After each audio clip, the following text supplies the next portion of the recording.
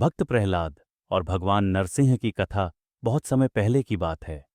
एक ऐसे संसार में जहां शक्ति और अहंकार का बोलबाला था, वहीं हिरण्यकशिपु नाम का एक अत्यंत बलशाली असुर राजा राज करता था। वह कोई साधारण शासक नहीं था। उसने कठोर तपस्या की थी और भगवान ब्रह्मा से ऐसा वरदान प्राप्त किया था जिससे उसे लगभग अमरता प्राप्त हो गई थी। उसने घोषणा की, मैं ही सबसे बड़ा शासक हूं। न कोई मनुष्य, न कोई पशु, न कोई देवता मुझे नष्ट कर सकता है।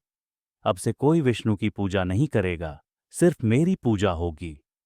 लेकिन उसे यह पता नहीं था कि उसका अपना पुत्र प्रहलाद उसे चुनौती देगा, न किसी हथियार से, न किसी विद्रोह से, बल्कि अडिग भक्ति से। एक मधुर प्रकाश मंच को रोशन करता है, जहां एक छोटा बालक प्रहलाद ध्यान में बैठा धीरे धीरे मंत्र जप रहा है। जन्म से ही प्रहलाद का हृदय भगवान विष्णु के प्रति समर्पित था। यहां तक कि जब वह अपनी मां के गर्भ में था, तब भी उसने महर्षि नारद से ज्ञान प्राप्त किया था और भक्ति का मार्ग अपना लिया था। लेकिन जब उसके पिता को यह पता चला, रोशनी मंद पड़ जाती है। हिरण्यकशिपु प्रहलाद के ऊपर गुस्से में झुकता है। उसका चेहरा क्रोध से विकृत हो जाता है। वह गर्जा, तुझे यह सब किसने सिखाया? कौन तेरे मन में यह विश्वास भर रहा है? लेकिन प्रहलाद शांत स्वर में बोला, पिताजी, भगवान विष्णु हर जगह हैं। वे ही सबके सच्चे रक्षक हैं। इस उत्तर ने राजा को और क्रोधित कर दिया। उसने अपने पुत्र का हृदय बदलने के लिए कठोर उपाय अपनाए। दृश्य एक कक्षा में बदलता है, जहां दो शिक्षक षंड और अमर्क प्रहलाद को शिक्षा दे रहे हैं। शिक्षक उसे राजनीति और शक्ति का ज्ञान देने का प्रयास करते हैं। सत्ता का मार्ग नियंत्रण और विजय से होकर जाता है। विष्णु तुम्हारे पिता के शत्रु हैं, उन्हें भूल जाओ। लेकिन प्रहलाद मुस्कराया और बोला, सच्चा ज्ञान तो भगवान विष्णु की प्रेमपूर्वक भक्ति में समर्पित होने में है। जब शब्द असफल हो गए तो हिरण्यकशिपु के क्रोध ने क्रूरता का रूप ले लिया। उसने अपने सैनिकों को आदेश दिया कि वे प्रहलाद को मार डालें। दृश्य तेजी से बदलते हैं। विभिन्न तरीकों से प्रहलाद को मारने का प्रयास किया जाता है, लेकिन हर बार वह सुरक्षित रहता है।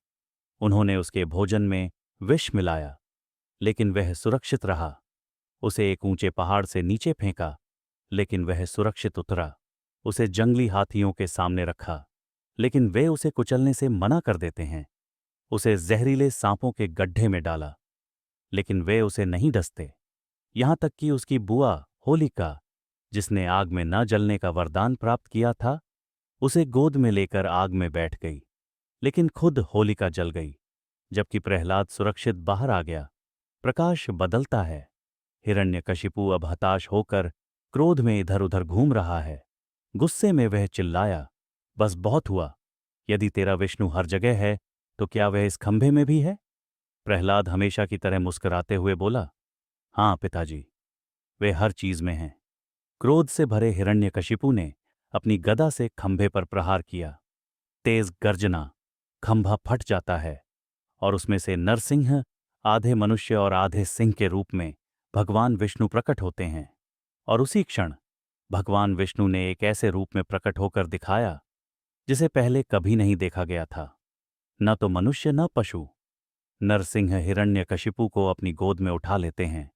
महल के द्वार पर जब सूर्य अस्त हो रहा होता है, गोधूली वेला, न दिन न रात, गोद में न भूमि न आकाश, नखों से न कोई मानव निर्मित हथियार, भगवान नरसिंह ने अहंकारी राजा का अंत कर दिया। दृश्य शांत होता है। प्रहलाद आगे आता है और नरसिंह को प्रणाम करता है, जो धीरे धीरे शांति में आ जाते हैं। और फिर भी दया से भरे प्रहलाद ने कहा, हे प्रभु, मेरे पिता को क्षमा करें, उनकी आत्मा को शांति मिले। यह थी भक्ति की शक्ति। यहां तक कि एक देवता का क्रोध भी शुद्ध प्रेम से शांत हो सकता है। दृश्य एक सुनहरी रोशनी में लुप्त हो जाता है, जहां प्रहलाद को नया धर्मपरायण राजा बनाया जाता है। और इस प्रकार प्रहलाद ने बुद्धिमत्ता और करुणा से शासन किया, पूरी दुनिया को यह सिखाते हुए कि भक्ति सबसे बड़ी शक्ति है और विश्वास सबसे अंधकारमय संकटों को भी पार कर सकता है। रोशनी मंद पड़ती है और कहानी समाप्त होती है। इस प्यारी कहानी सुनने का बहुत बहुत धन्यवाद। आशा करता हूं कि आपको यह अच्छी लगी होगी। ऐसी ही और कहानियां सुनने के लिए कृपया लाइक करें, सब्सक्राइब करें और इस वीडियो को शेयर करें। और कमेंट में आप अपनी कहानियां बताएं जो आप सुनना चाहते हैं।